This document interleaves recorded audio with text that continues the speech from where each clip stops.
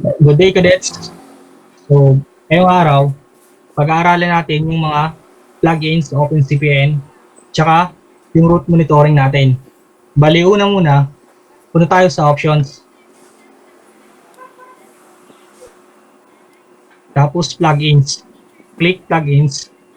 So, as you can see, makikita natin yung mga na-installed o na-download na plugins.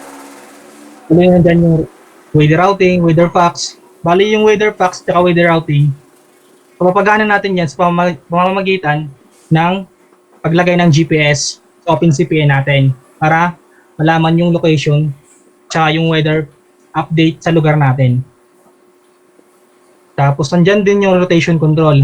Balik yung rotation control, yan yung pag identify natin or paggalaw ng chart natin from clockwise and then counterclockwise. So, sa baba naman makikita natin yung mga iba't ibang plugins. Nandyan yung radar, polar, flat, obsearch, at iba pa.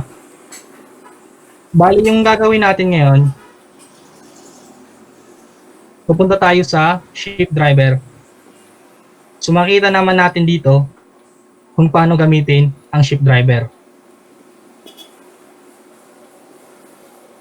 Ngayon, i-discuss ko kung paano gamitin ng tama ang shift driver. Una, nakikita nyo naman, meron na ako dito ng shift driver, pero kung gusto nyo malaman, wait. Eto, click nyo lang to. Then, makikita nyo siya lahat dito. May heading, may speed, may nuts. Bali guys, meron na kaming ginawang waypoint dito na Manila to North Harbor. Bali, explain ko lang sa inyo kung paano siya gamitin ng tama. Bali, ganito lang. Kung andito yun naman yung barko nyo, tas kung i-move nyo naman siya dito, right click nyo lang, then move boat here. Wait lang. Bali, ayan. Ganyan yung makikita nyo. Ngayon guys, kapag i-start naman natin, babalik siya dito sa kaninang nilagyan natin. Then, ayan.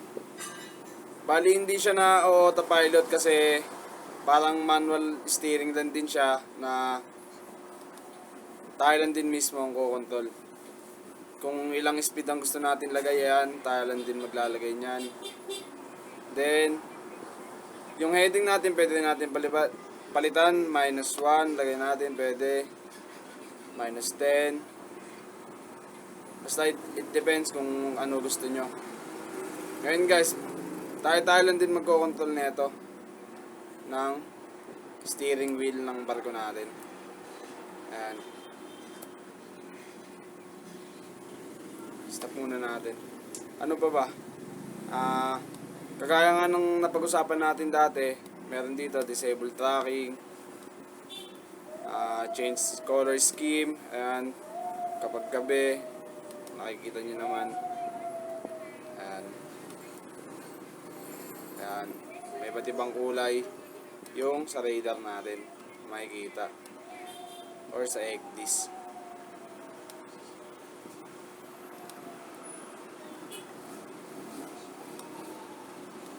Then, yung dashboard natin, ng position.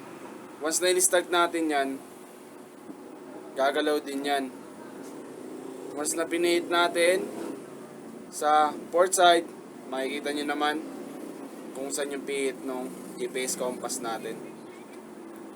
Then, dito nakikita nyo yung bearing, then range.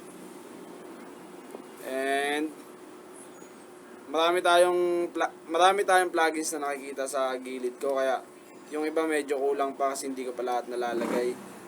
Meron ding MOB or man overboard, meron din tayong calculator kung ano yung mga gusto nating ano dito.